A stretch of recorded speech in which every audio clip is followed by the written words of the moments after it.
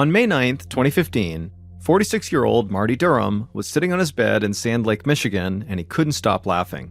Because his pet African gray parrot, named Bud, was perched in his cage near the bed, and the bird was just swearing and cussing up a storm. And Marty thought it was hysterical. African gray parrots are considered to be some of the very best mimics. They can imitate specific voices, and they can also have vocabularies of close to 1,000 words. And Bud's vocabulary clearly included more than a few swear words. As his parrot continued to cuss away, Marty began to hear voices coming from the living room. So he told Bud he'd see him later. Then Marty placed his hands firmly on the bed, and he slowly pushed himself up to his feet. Immediately, Marty felt a twinge of pain shoot through his legs, but he shook it off. About 20 years earlier, Marty had been in this terrible car accident, and he'd suffered very serious injuries. Marty had eventually recovered, but he'd had to battle pain in his legs and back ever since. And that pain had actually only gotten worse over time as Marty got older, and so now Marty had to actually wear a brace on one of his legs just to help him walk. Marty made his way from the bedroom down a hallway towards the living room. Marty was tall with short brown hair and a mustache, and he was wearing a t-shirt and denim shorts. Marty stepped into the living room, and he saw his wife Glenna was speaking with his adult son who had stopped by to visit. Marty had 3 children from a previous marriage, and all of them were grown up and out of the house. But they still came by fairly often to spend time with their dad and their stepmom. Marty gave his son a hug, and then he sat down on the couch next to Glenna. The living room was almost like a shrine to Marty's favorite pastime, which was hunting. There were buckheads mounted on the wall as trophies, and the brown leather couch was draped with all these blankets that had images of deer on them. Marty's son asked how Bud the parrot was doing, and Marty just started laughing again, and then he told his son about how Bud was just ranting in the bedroom. Marty and his ex-wife, Christina, had had Bud since the kids were young, so Marty's son had grown up with this bird. After chatting for a bit, Marty asked his son and his wife if they wanted to go outside, and they said yes. So Glenna stood up and she helped Marty get to his feet. Glenna, like Marty, was 46 years old, and she had long brown hair and she wore glasses. Glenna unlocked the back door, and then the 3 of them stepped out onto the new wooden deck that Marty and Glenna had just put in. It was an absolutely perfect day, about 70 degrees Fahrenheit. Marty breathed in the fresh air, and he felt an utter sense of calm come over him. Being outside was like freedom to Marty. There was just nothing like it as far as he was concerned. And that was actually a huge reason why he'd bought the house where he and Glenna now lived. Years after Marty's terrible car accident, he had received some insurance money from the crash, and he had used that money to help him buy his blue wooden house in a very secluded area in the small rural town of Sand Lake. Marty loved the house itself, but it was actually the land that the house sat on that made him happier than almost anything else. From the deck, Marty looked out across the huge backyard at all the surrounding woods, and he couldn't help but think about his next hunting trip. If it were up to him, he'd go hunting or fishing every single day. But he knew he had to take it easy sometimes to give his legs a rest. Marty, Glenna, and Marty's son spent a good part of the day just sitting outside on the deck and talking. And then at some point, Marty's son said he needed to get home, so Marty stood up and he gave his son another hug, and then told him he'd see him soon. Then Marty's son said bye and left the deck and walked around the house towards the front where his car was, and Marty and Glenna just stayed out back on the deck. And hours later, Marty and Glenna were still outside, and they watched the sky turn gold and red as the sun began to set. Marty knew there was no such thing as a perfect life, and he had been through enough to know that everything could change in an instant. But there were times, like right now, when he just couldn't imagine being in a better place than he was. He had 3 kids that he loved dearly, and he was a grandfather with another grandchild on the way. He had this amazing house on this great land, and he was married to someone who he genuinely loved, Glenna. Marty and Glenna had actually first met when they were teenagers, and they had been attracted to each other right away. They began dating, and for a while, they spent as much time together as they could. Both Marty and Glenna had a shared love of nature, so they were always out and about walking around in the forest and going on long walks together, and they also spent a lot of time together hanging out with friends in town. But then, to the shock of a lot of their friends, Marty and Glenna had broken up and gone their separate ways. And not long after they had broken up, they both got married to other people. Marty married Christina, his first wife, and they had 3 kids together and their pet parrot Bud, and for years they had a pretty happy life together. And Glenna had gotten married and had kids of her own too. After Marty's car accident, Christina, his first wife, helped him a lot during his recovery. But their relationship started to become strained over time, and they ended up getting divorced about 5 years after Marty's wreck. Then Marty had moved out, bought the blue wooden house on the amazing land, and continued to raise his kids. It turned out that Glenna had also gotten a divorce, and Marty and Glenna, who had almost been inseparable as teenagers, ultimately reconnected and rekindled their relationship. Glenna had moved back in with Marty back in 2001, and a few years later, they had gotten married. Some of their friends thought it seemed like no time had passed at all, like somehow Marty and Glenna were the exact same together as they had been when they were kids. They could still just sit down and talk for hours at a time and not get bored, and they still love spending loads of time outdoors together. On the backyard deck, Marty and Glenna watched the last rays of sun disappear and then went inside the house. Glenna went to the kitchen to get dinner ready, and Marty headed to the bedroom. On the way to the bedroom, he checked the front door to make sure it was locked. Marty had always been someone who was very cautious, and so he liked to keep all the doors locked and deadbolted even when he and Glenna were home during the day. Some of that precaution was really just because that was Marty's nature, but it was also because Marty knew he kept several hunting weapons and handguns in the house, so if someone did come into the home, he knew things could turn violent very quickly. And even though they did live in a pretty secluded area, there was a road not too far from them, so people did pass by them, and Marty just didn't want to take any chances. Marty walked into his bedroom, and he saw Bud the parrot bobbing back and forth on his perch. Then Marty stepped into the bathroom, and he took a prescription pain pill out of a bottle on the counter, and he washed the pill down with water from the sink. Marty took a deep breath, went back into the bedroom, and sat down on the bed. Marty didn't usually take as many pain pills as were prescribed to him for a day, but sometimes in the evening, his leg pain got a lot worse, and the pills really helped. But even with the big inconvenience of chronic pain and some of the other issues his car accident had caused over the years, Marty still tried hard not to dwell on the past. And as he sat there waiting for his pain meds to kick in, he smiled because he was thankful for what he had. A great family, a house he loved, and a foul-mouthed talking bird who could always make him laugh.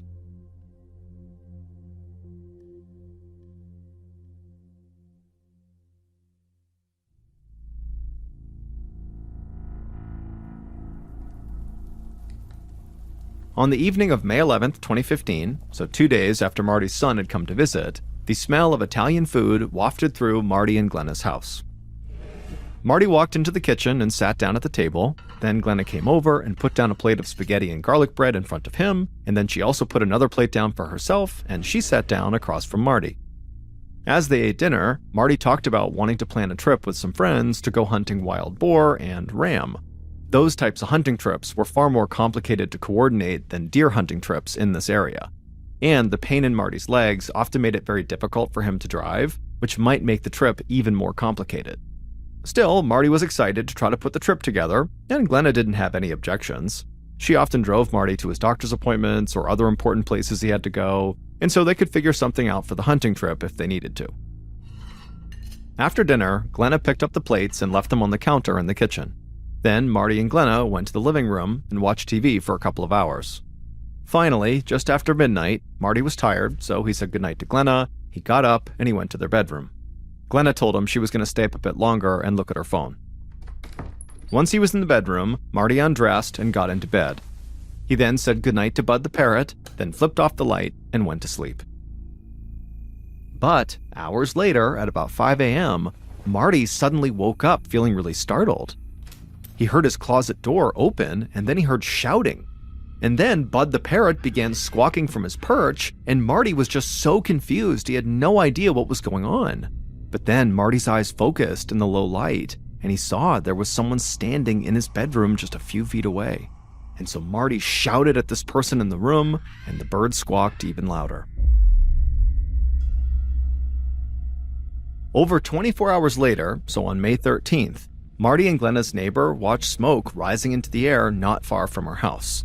Then the neighbor heard the screams of sirens and saw a fire truck barreling down her road. The neighbor was very worried about Marty and Glenna. She had texted both of them several times the day before, but neither of them had responded, and this just was not like them. The neighbor and Marty and Glenna were all very good friends, and they talked and texted all the time, and they were always very quick to get back to each other. The neighbor had also gone by Marty and Glenna's house the day before, but the couple hadn't been home. And so now that this neighbor is seeing fire trucks come bombing down her road and she's seeing smoke in the air, naturally she worried that the fire might be coming from Marty and Glenna's house. And so the neighbor just ran outside and began running down the street towards Marty and Glenna's house. And as she ran down the road, she saw the fire trucks up ahead coming to a stop and the firefighters jumping down off the truck to get the hoses ready to put out the fire. But as the neighbor went down the road, she realized that it was actually a small fire that was not on Marty and Glenna's property. Their house was not on fire. And so the neighbor was totally relieved, but since the neighbor was already outside, they decided they would just go to Marty and Glenna's house to see if maybe they were home now. But when the neighbor crossed Marty and Glenna's huge front yard and arrived on their front porch and knocked on the door, there was no answer. The neighbor thought about leaving, but she just couldn't shake this feeling that something was wrong with Marty and Glenna. So the neighbor just reached down and grabbed the doorknob and tried to turn it, and shockingly, the doorknob turned because the door was unlocked. And this really frightened the neighbor. She knew how much Marty liked to keep all the doors locked and deadbolted basically all the time. The neighbor cautiously opened up the door and then stepped inside the house, and then began calling out to Marty and Glenna. But the house was silent. So the neighbor turned the corner and walked into the living room, and when she did, it was like her heart skipped a beat, because the place was a total wreck. A lamp had been tipped over and knocked off a table, and there were papers and trash scattered all across the floor. Then the neighbor heard the parrot, Bud, begin to squawk in Marty and Glenna's bedroom. So the neighbor walked down the hallway to the bedroom, and they stepped inside, and Bud, who was in the back cage, squawked louder and louder, and the neighbor just kind of looked around the bedroom, and at first it just looked like a normal bedroom, except for the fact that all the blankets from the bed were basically piled on the ground right in front of the door. So the neighbor stepped over those blankets and began walking towards the back of the bedroom to see what was next to the bed, and when she saw what was on the ground next to the bed, the neighbor just froze. Because there, next to the bed on the ground, was Marty, in his underwear, with his face and chest covered in blood.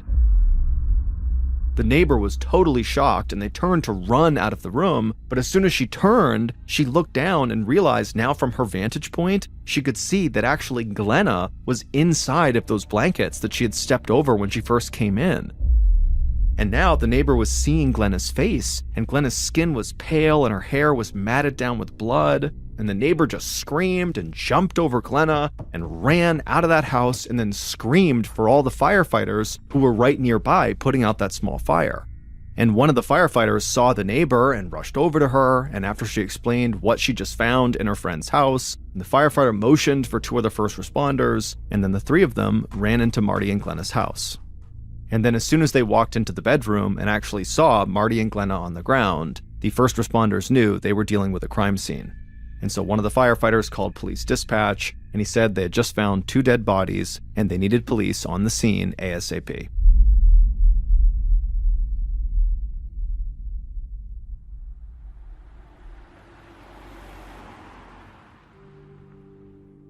About 2 hours later, at around 5:30 p.m., Sergeant Gary Wilson of the Michigan State Police arrived in front of Marty and Glenna's house.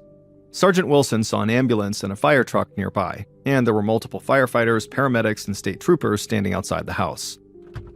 Sergeant Wilson got out of his car and walked over to one of the firefighters.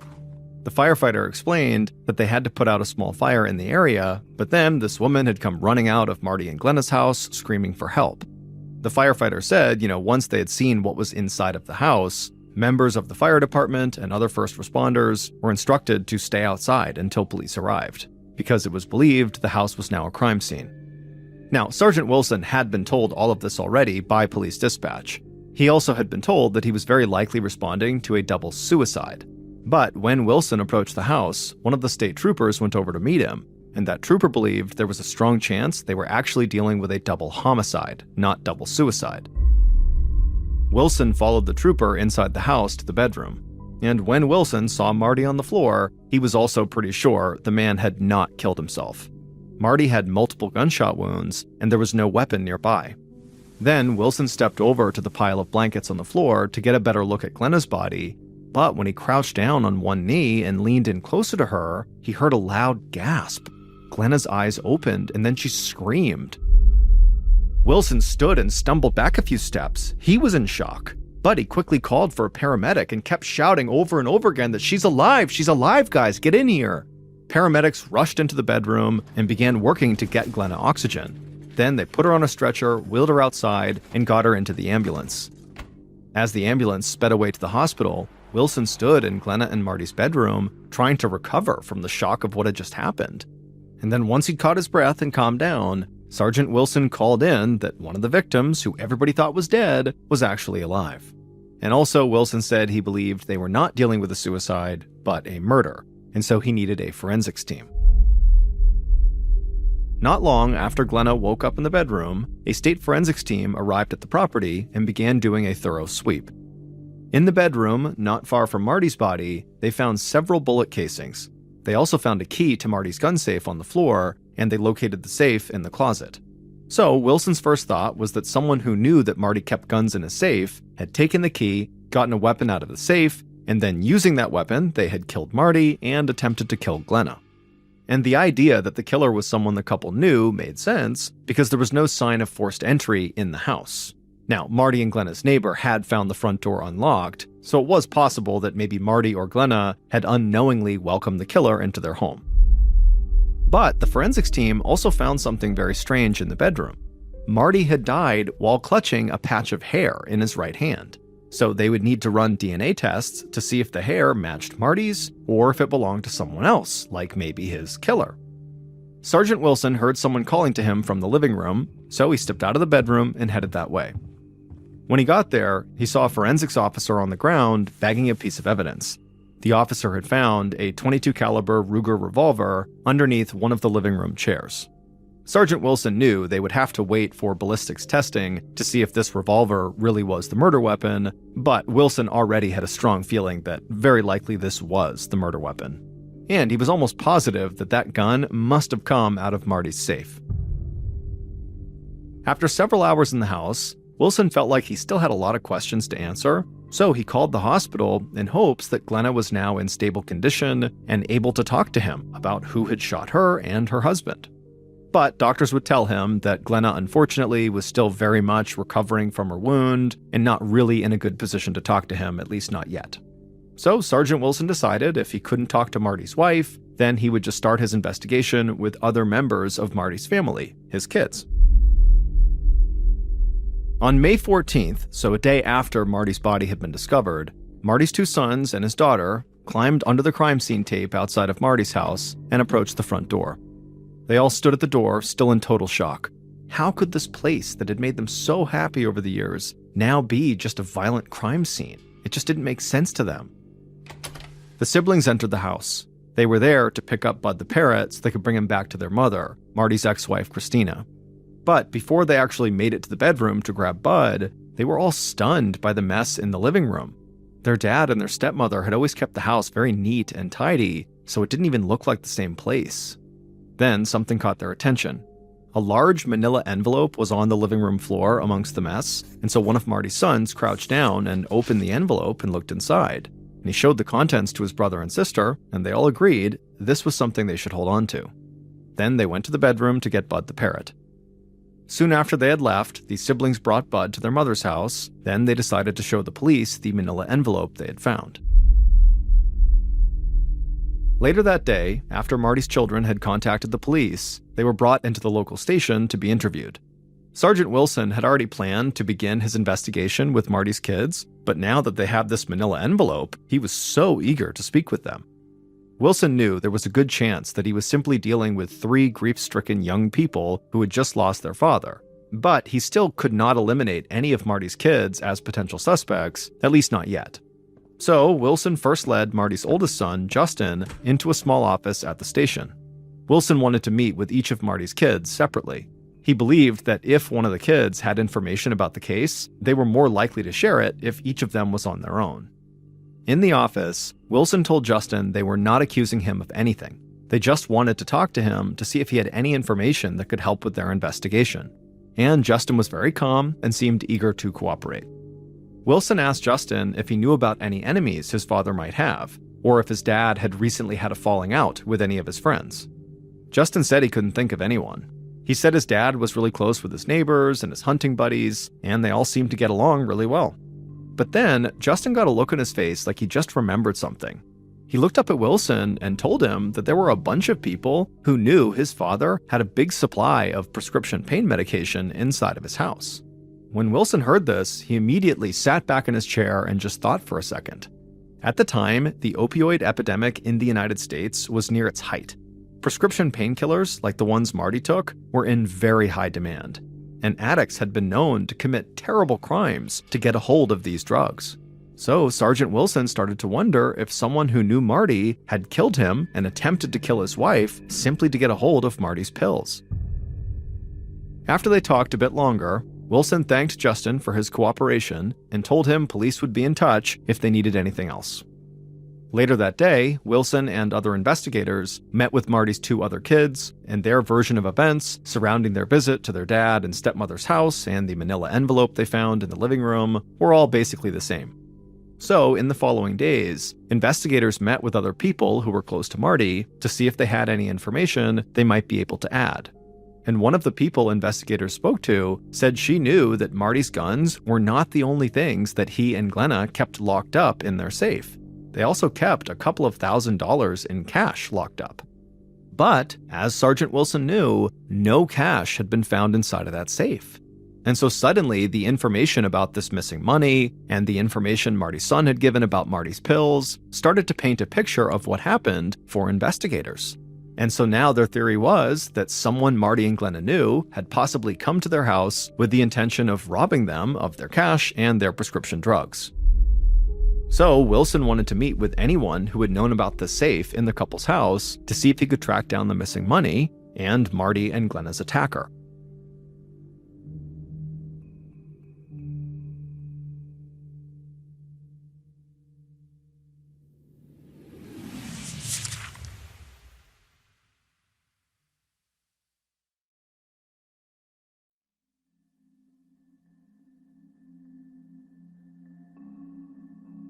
It had only been about a week since the attack, but Sergeant Wilson and the rest of his team were already getting frustrated.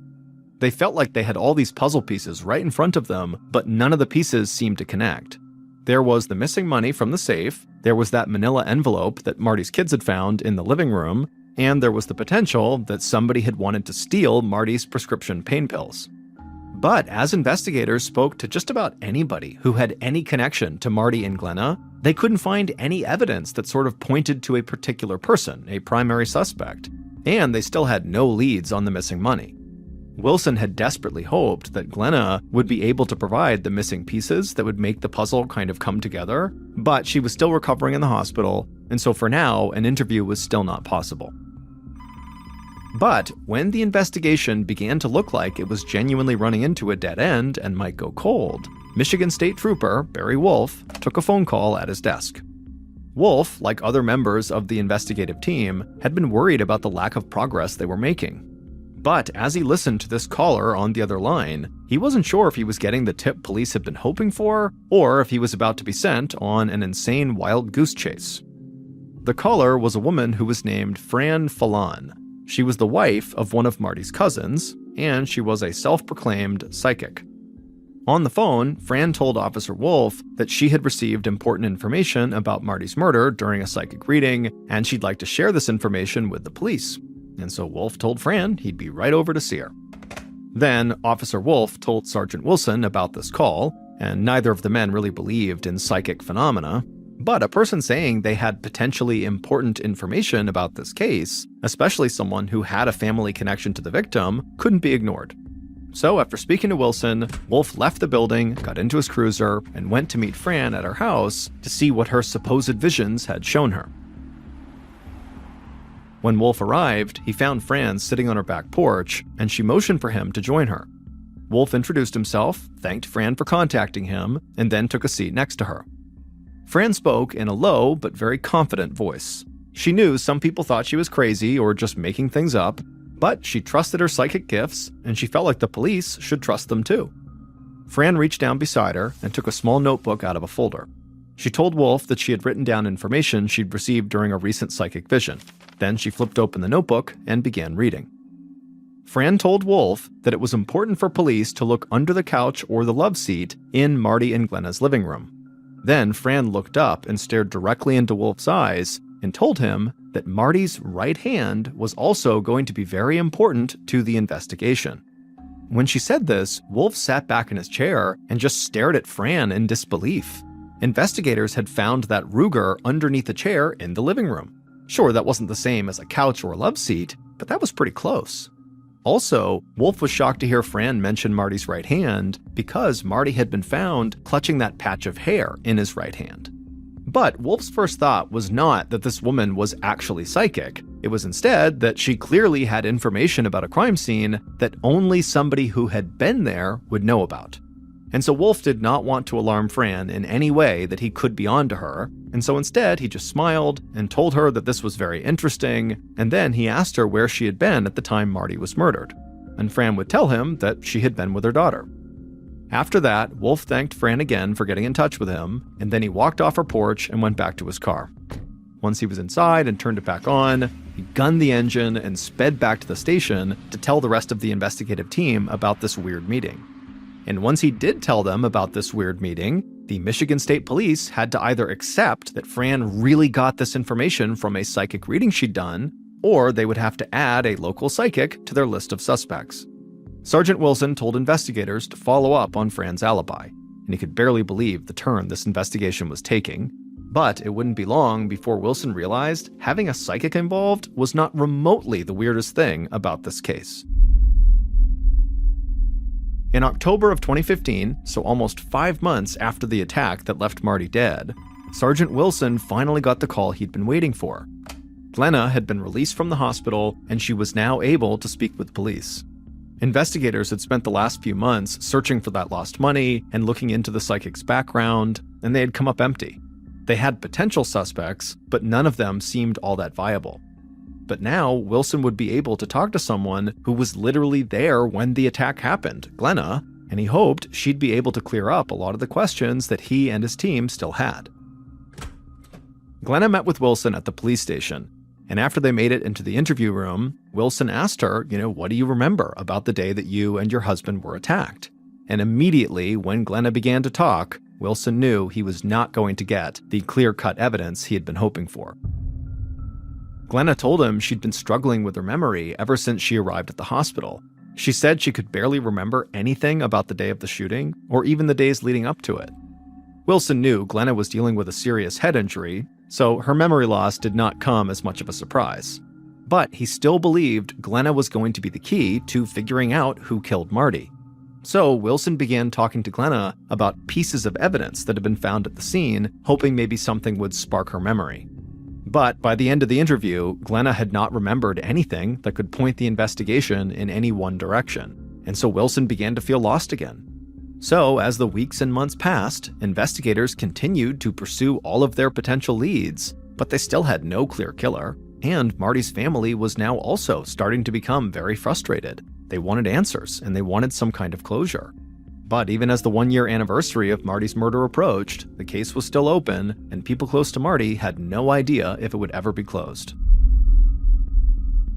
In May of 2016, so a year after Marty was killed, a news reporter for a Grand Rapids, Michigan TV station stared at a video playing on his computer screen. His eyes were wide and his mouth was hanging open. This guy couldn't believe what he was watching.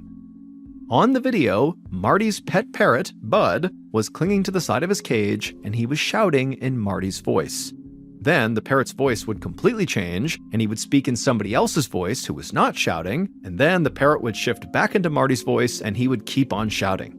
The reporter was watching Bud mimic an argument the bird clearly had heard between Marty and somebody else, and the reporter was almost certain the other voice that Bud was mimicking belonged to Marty's killer, and that this argument must have taken place right before the murder. Because at one point in the video, Bud mimicked Marty's voice by yelling, "Don't fucking shoot!" The reporter watched the entire video, and then when it was done, he watched it again. And afterwards, he knew it had to be aired. The news station contacted Marty's first wife, Christina, who had gotten Bud back after Marty was killed. Christina told producers at the station that she was the one who had shot that video about a month after Marty's murder, but she had only told people who were close to her about it. She had never intended for it to make the news. But around the year anniversary of Marty's death, Marty's parents had done a follow-up interview with a local TV station, and during that interview, the video of Bud the Parrot screaming "Don't fucking shoot" had come up, and eventually that video of Bud was shown to the local news crew. And then somehow, the video made its way to the much larger TV station in Grand Rapids. And not long after that, the Grand Rapids TV station played Bud's video on the news, and soon the story got picked up all over the world. Suddenly, Bud the Parrot seemed like a hero. He was like a key witness to an unsolved murder, and everyone believed he was going to be the key to solving the case. The worldwide attention Bud's video brought to Marty's murder might have put added pressure on the investigative team, but police insisted that the Parrot video did not change the way they were pursuing the case. Then, in June, a month after Bud's video appeared on TV, investigators announced they had actually made an arrest in Marty's murder case. Police maintained that Bud the Parrot's supposed eyewitness account of the murder had nothing to do with the arrest. It just so happened that at this time, they had finally figured out who took the money from Marty's safe, and soon after that, they had discovered a piece of evidence that broke the case wide open and led them to Marty's killer.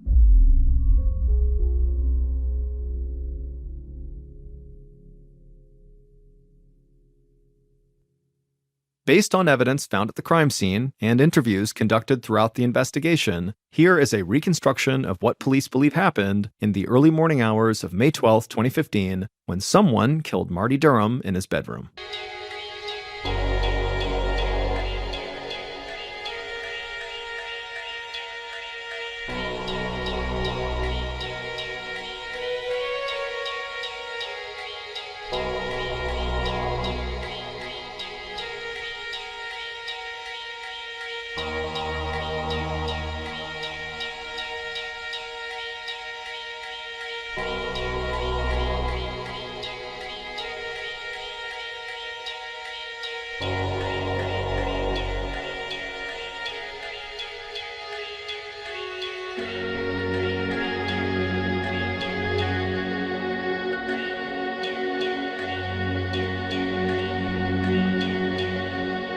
At 5 a.m. on May 12, 2015, the glow from the killer's phone lit their face as they walked down the hallway inside of Marty and Glenna's house. The killer was breathing heavily, and they were scared and nervous, but they managed to walk quietly towards the bedroom. Once they got there, the killer opened the bedroom door and stepped inside. The low light from the killer's phone provided enough illumination that the killer could see the African gray parrot in its cage. The killer quickly walked across the room to the closet, then they opened it up and used their phone light to locate the key to the large gun safe that was inside. Once they had the key, the killer held their breath and unlocked the safe. Tucked away amongst several hunting rifles, they found a loaded .22 caliber Ruger revolver. The killer grabbed the gun and stared at it in their hand for a second. Then they turned, stepped out of the closet, approached the bed, and just started yelling. And immediately, Marty, who was in bed, he sat up, totally startled, and the noise caused Bud the Parrot to start squawking, which only added to the confusion. Marty kind of shook himself awake and he saw the killer just standing there, and still not sure what was happening, Marty just began screaming too, so Marty, the parrot, and the killer are all yelling. But then, in the light from the killer's phone and the glow from the moon that was coming in through the window, Marty noticed the killer had a gun by their side. And so Marty pulled himself up and out of bed, and right away he very likely felt that pain shooting through his legs and back, and at the same time Bud keeps squawking from his cage, and the killer kept shouting at Marty. I mean, it was absolutely chaos, but Marty was still hopeful he could maybe get out of there. And so Marty raised up his hands in a defensive position and tried to walk past the killer. The killer raised the gun and aimed it right at Marty's chest, and Marty screamed, "Don't fucking shoot!" But the killer fired. They fired 3 shots in rapid succession, hitting Marty in the chest again and again and again. Then the killer fired 2 more times, and those bullets struck Marty's forearm and his back as he fell. Marty collapsed on the floor, dead. And the killer just stood there, staring down at Marty's body. Then the killer took a deep breath, calmly walked out of the bedroom, and made their way towards the front door, and they unlocked it. Then the killer made their way to the living room, and they tipped a lamp off an end table onto the floor. Then they emptied a desk drawer and some shelves and made a total mess of the place. Then the killer just kind of stood there, scanning around their house, looking at what they had just done. So far, their plan had gone exactly the way they hoped, but the hardest part was yet to come. Finally, the killer took several deep breaths, doing their best to stay calm and steady. Then they raised their gun and placed the barrel behind their right ear, and they pulled the trigger. Immediately, blood began pouring out of the wound, and the room began to spin, but the killer kept their balance long enough to toss the gun under a nearby living room chair. Then the killer stumbled back into the bedroom and fell down onto the ground, and before they passed out, they grabbed a huge pile of blankets nearby and pulled them up and over their head. It would turn out Glenna had murdered Marty, and then obviously shot herself in the head. It turned out that Marty and Glenna's marriage had not been as perfect as some of their friends believed.